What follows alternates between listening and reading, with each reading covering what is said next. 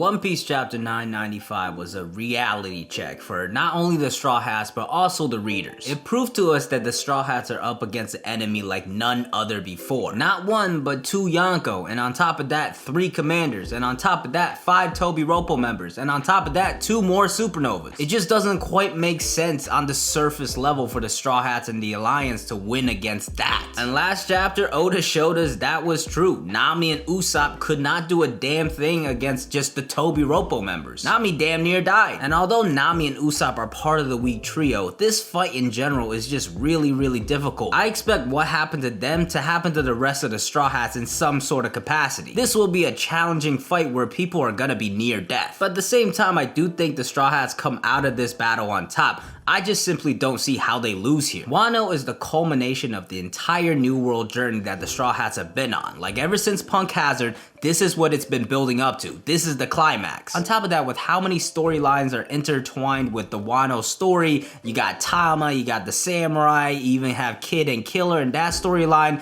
If the Straw Hats and the Alliance lose, everybody loses. So in my opinion, they can't lose here. And besides that, what will they do if they lose? This is not really an easy place where they could just dash off and just escape reality and all these responsibilities. If they lose, they probably die. And from here on out, the enemies are not going to get any weaker. Blackbeard may have a lower bounty, but that man has been collecting devil fruits for 2 years. Akainu and the Admirals are no joke, and you know Imu's got something up his sleeve. So right here, right now, in this Onigashima raid, in order to win this war, the Straw Hats have to surpass their limits, and that's what we're talking about today. And we're going to be talking about all of the Straw Hats, because some people have said, oh, all you have to do is defeat Kaido, take Kaido down, maybe Big Mom as well, maybe a couple of commanders, and the rest will just kind of follow suit and like disperse. That's not really how this works. This isn't really like a Whole Cake Island situation where Luffy could just defeat Katakuri and then they could just get up and escape. This battle is being set up like any other major battle in the story, where Luffy defeats the big bad and then the Straw Hats and the Straw Hat allies defeat the rest of the strong people. But right now it doesn't look like a lot of them can. So in this video specifically, we're going to be looking at what the Straw Hats can do to power themselves up to surpass their limits right now. We're not going to be talking about anything post Wano. I did do a Wano power up video before. This one's going to be a little different. It's going to be focused on the current scenario. Let's start off with the person that almost died last chapter in Nami. The Nami versus Old T battle turned out more to be a 2v1 slaughter headbutt fest. She's in pretty rough shape now, but she's still got to come back from this. She's not just going to like run around and be fodder control and just defeat beast pirates for the rest of the entire war. So how's she going to overcome this and actually be effective?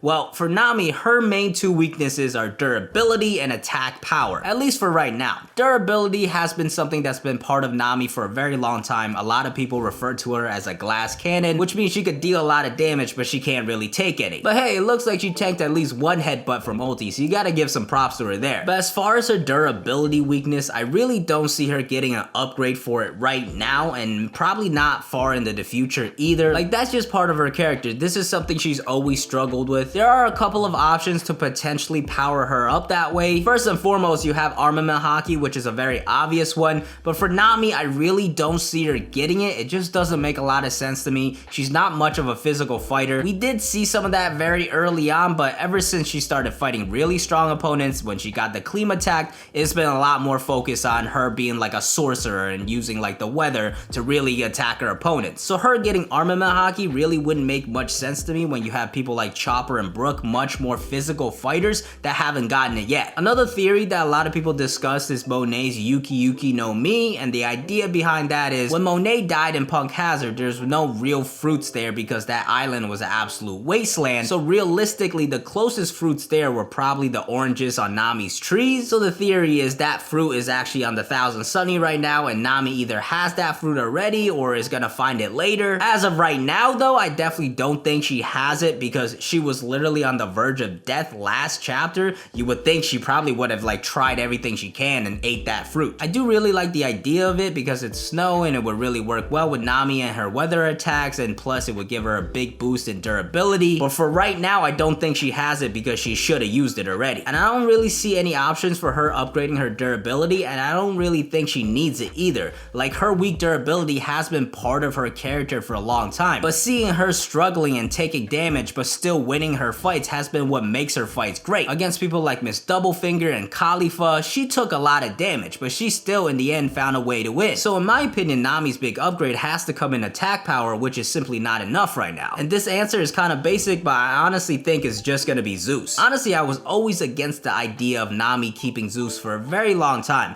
but when Zeus left Nami, their relationship, that interaction there really built off and developed their relationship a little more in my opinion. It actually felt like they were closer to each other. It actually felt like Zeus wanted to be with Nami. And their separation there almost felt like an emotional breakup of like a boyfriend that didn't want to leave but had this terrifyingly controlling mother and Big Mom. So I actually do think it's possible these two get back together. And as we know, Big Mom is getting back into the main battle now, and Nami, she's a cat burglar. I'm sure she could figure out a way to steal Zeus back. As far as her keeping it long term, I think there is a path for that, but I'll save that for the Straw Hat Power series. But yeah, in terms of attack power, I think Zeus will be enough to really get Nami going. Her attack power skyrockets with Zeus. It takes it to another level. Zeus is the soul of Big Mom, so a soul of a Yonko, that's a lot of power. I don't think that's the only thing she's gonna showcase. She definitely has to work in some of her own moves, by the way, some of which we haven't really seen yet. Cyclone Tempo, one of the most iconic attacks with her Clean attack. There hasn't been an upgraded version of that yet. She was about to use an attack called Yuki Gumo back on Dressrosa, and that translates to Snow Clouds, but she ended up getting interrupted by Giola, who turned her into Art. But it still means Nami has other weather eggs that she could potentially use and mix and match, and snow-based attacks, maybe other weather-based attacks. So by combining Zeus and stuff we haven't seen before, I think Nami has a chance to really defeat somebody like Ulti. If you don't think that's enough and you want her to take another step up, I think Observation Haki is definitely possible for her, especially with how good of a navigator she is. She's literally like recognized storms while she's laying in bed sick. So Observation Haki could definitely make sense for her and will help her with her attack and defense a little more. But ultimately, I think her surpassing her limits is getting Zeus back and showing off more of what she's capable of. Next, let's talk about one of the monsters in Sanji, who already has a very obvious power up with the raid suits. Now Sanji post time skip, he's taken a couple of L's. Granted, they were in very unfavorable circumstances, but he definitely has not had a great fight where he's really proven to be strong enough to be able to take down people like commanders. And that is who I think he'll be fighting, especially what he showcased in a fight against Page 1. I think it shows that he's not really gonna struggle that much like Usopp and Nami did in a fight against a Toby Roppo member. So I think he's gonna fight the next level up in a commander. Now, I believe he's gonna fight Queen, and it looks like that's become more likely with the whole Judge connection last chapter, but it's also possible he fights King. They have clashed already, but in the end, he is gonna fight a commander in my opinion. And commanders, as we've seen, are no joke. Luffy fought hours on end with help against both Yonko commanders in Whole Cake Island. He had to surpass his own limits to defeat Katakuri, and both those commanders have lower bounties than King and Queen. So that's just an idea of what Sanji is up against, and the raid suit definitely gives him a big boost, but I don't think it's enough. For me, Sanji's gonna really have to bloom both his Hakis to the next level to be able to compete. Observation Haki is obviously his specialty, and he's already showcased a very high level of that, but I think him taking it to an advanced level, whether that's future vision or some sort of other thing. I know Morge mentioned the idea of him being able to hide his presence to kind of go hand in hand with his invis. That's a really cool idea, but either way, him showing like a very advanced version of observation will be really beneficial to him because it will go hand in hand with his invis. Because if he's invisible and he has better observation Haki than you and he's really fast, you might not be able to damage him. On the other hand though, he does need better armament Haki. He really hasn't showed off much in terms of armament Haki in the story, and these ancient zones are very diesel. Queen tanked attacks from Big Mom, so Sanji might be able to defend himself and not get hurt, but he still has to really upgrade his armament to be able to deal some damage. I'm not asking for like advanced armament Haki there. It doesn't have to jump to that level. It just has to show like he has stepped it up, or it's at a really good level now. I can already see a scenario where like his observation Haki takes it to the next level and he's jetting around, he's dealing damage over and over again, and he's dodging all his attacks, but he's still not like doing enough damage, and then finally he like overcomes and blooms his Haki, and like it's this special moment, and then finally he starts dealing damage. That's what I expect to see from Sanji. I think he needs a tough fight, and I think he needs some upgrades. Next, let's talk about the guy that also almost died last chapter, Crackhead Usopp. Now Usopp last chapter, it was made very clear he needs an immense upgrade in terms of attack power. He was launching all sorts of pop greens and it was not doing a damn thing.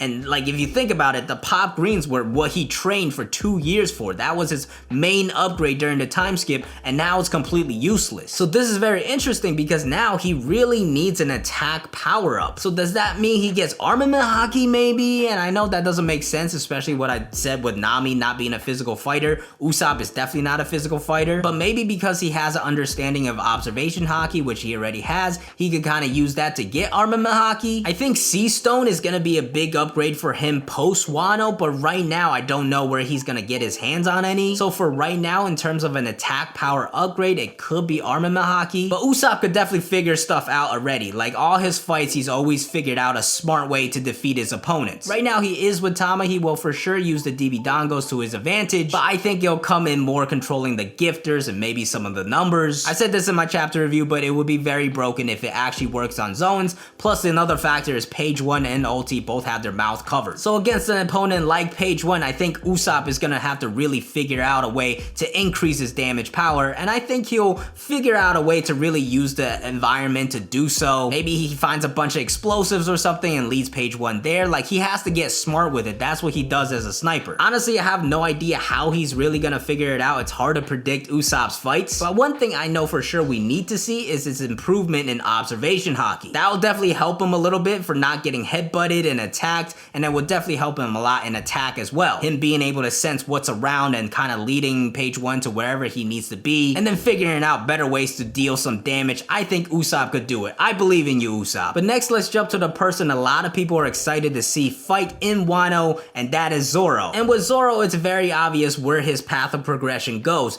It's advanced armament haki and wounding Kaido. You can't ignore it at this point. Oda has been hammering home the foreshadowing of Zoro fighting Kaido. Maybe not killing him, but I do believe he will definitely deal damage to Kaido, which means he's gonna need advanced armament haki. Whether he has that already or he's gonna learn it, I think that he will definitely get. But on top of that, how about Ashura? We need to see Ashura and what Zoro did to upgrade it. That was probably his strongest attack pre-time skip. Not gonna lie, the attack kind of had an ass-pull explanation from Oda of it being like Zoro's intimidating will or something to make it appear like there's 3 of him. But maybe over the time skip, he figured out more about it and definitely got it more under control and could use it much better. I think Ashura has to be used again, and it would definitely be a perfect place for it here. On top of that, I think he probably has more sword techniques, maybe more secret sword techniques for Santoryu. Zoro's definitely gonna showcase more attacks in this battle for sure. Now, if we want to get really crazy and then take it to the next level, Conqueror's Haki could be an option. I am of the belief that Zoro ends up getting Conqueror's Haki eventually.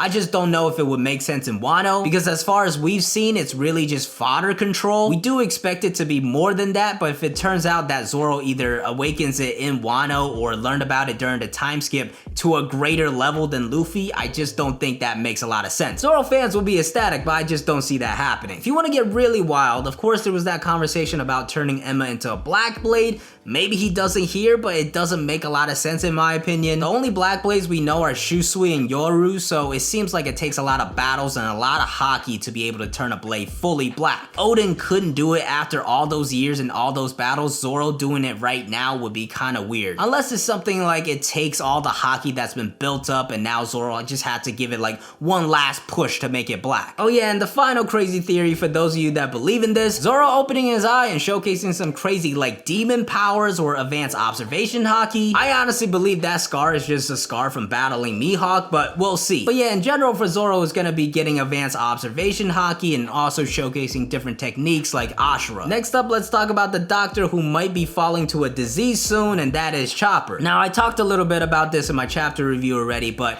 I think Chopper getting the Ice Demon disease could be a power-up. We saw he was kind of onto something with the disease before he got infected, so I think maybe he's found a way to cure it and he could kind of like negate the negative effects and still use the crazy physical stat boost that it gives you in the Ice Demon form. Ice Demon Monster Point, I'm totally here for it. But besides that, I really don't know if there's anything else Chopper can do.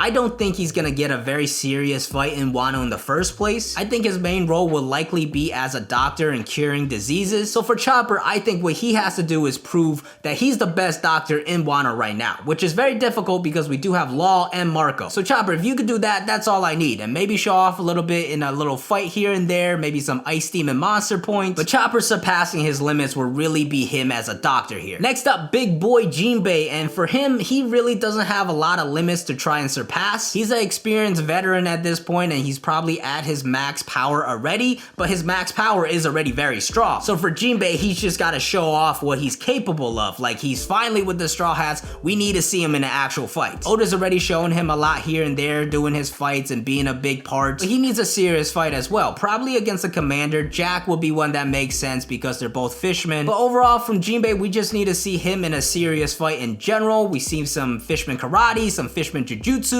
maybe we see some fishman Batista bombs. Show us what he's capable of and show that he's a monster in his own right. Next up, we got Robin, and Robin, I recently did an entire video about Haki blooming and Devil Fruit awakening, but I'm not sure if she'll get either of those things in WANO because right now it looks like she's gonna be in a support role. Of course, like many others, I want to see her fight Black Maria, but Black Maria seems like she does not give a damn about this war. So maybe that fight doesn't happen and Robin really doesn't have to surpass her limits in any way. But I think she should still play a big role in the story, and if she does get that big fight, I think Haki could definitely make sense. Like I said, I did a full video on this, so check that out if you haven't seen it already. But essentially, Robin's a very smart person. She trained 2 years with Dragon. It doesn't make sense for me for her to not receive any sort of training on Haki. And her getting observation or armament Haki will make her Devil Fruit very, very broken. I'm not holding on hope that happens, but I'm really hoping Robin gets her shine. Next up, let's talk about our MC and Luffy and what he really has to do in defeating Kaido. Now, of course, we've seen him train a lot with advanced armament Haki already, so he'll definitely need to showcase that off. I think he also has to show off his mastery of Gear 4th, so being able to change into all those different forms and getting rid of that stamina restriction, that's gonna be his first showcase of surpassing his limits. But I don't think that's gonna be enough. Like, we've seen how much damage Kaido could take, and he's absolutely fine. He is still the strongest creature in the world at the end of the day. So what can Luffy really do after that? I guess Gear 5th would be the option. Now, in my Gear 5th video, I talked about it more as awakening his Devil Fruit and combining that in another form. But I recently saw Morge's video on his idea of Gear 5th, and I think it's actually a really good one. I'll link it in the description below, so be sure to check it out. He does a really good job of explaining it. But essentially, he thinks there are 5 different forms for Luffy's Gear 4th. Bound Man is like the all-around version. Snake Man is like the stretchiness one. Tank Man, obviously, for defense, and then he thinks there are 2 more forms of attack and speed. So it's possible Luffy could showcase 2 more forms as well. And then Morge believes that Gear 5th is like an elevation of all those things and combined into one form, which I think would be a nice path of progression and definitely could happen. But at the end of the day, it could just be Luffy mastering Gear 4th, mastering Rio, and getting a lot of help from a lot of other people. We'll have to see. It's gonna be a tough battle. Next, let's talk about Franky. And Franky, I feel like, is not gonna get a lot of upgrades in this war.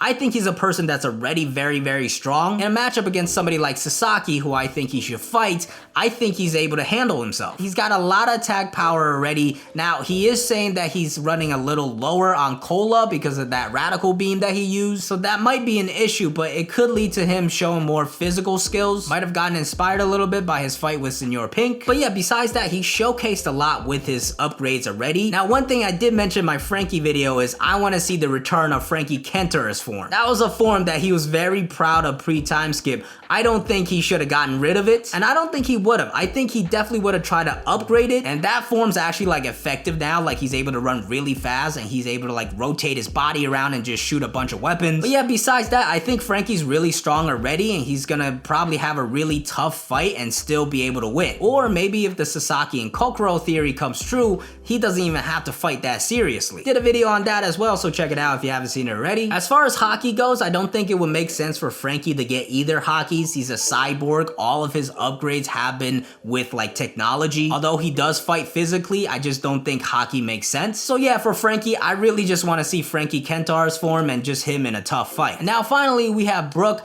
Now, I think I'm dropping my Brook Straw Hat Power Series video tomorrow, so I won't go into too much detail here. A little teaser, I guess, is Devil Fruit awakening, maybe bringing back the dead. I do love the idea of Black Bones Brook as well, but for right now in this battle, I don't really know if there's any evidence to point that he's gonna get Haki. For his matchup, for anybody that's been watching my videos, I want to see Brook versus Apu. And honestly, for that fight, people probably think Brook is gonna get bodied because there's Apu, a supernova. But I think Brook evens the playing field out there by really showcasing his knowledge of music and why he's the GOAT musician. He's gonna show that playing instruments is not the same as making music. I don't know how he's gonna do it, but I think he's gonna be able to counter Apu's Devil Fruit simply with his knowledge of music and music attacks. But Apu is still strong physically, so Brook is gonna really have to dig deep and showcase his swordsmanship as well. But because I think he evens the playing field with the music thing, I think he could have a chance in winning that battle. But yeah, overall, overall, those are my thoughts on how the Straw Hats will surpass their limits in the Onigashima raid. But what about you guys? Who do you think the Straw Hats will fight in this battle, and how do you think they're gonna win those battles? Let me know in the comments below. But as always, thank you guys for watching. I hope you enjoyed. If you did enjoy, please hit that like button. Helps a lot with the YouTube algorithm. If you want to keep up to date with this channel, you gotta hit that subscribe button, hit the bell to get notified. The King's Pirate Crew is now over 7,150 members. If you want to interact with your fellow crewmates, the King Pirates Discord is linked in the description below. Be sure to follow me on Twitter. I'm DKing4, and I'll see you guys next time. Peace.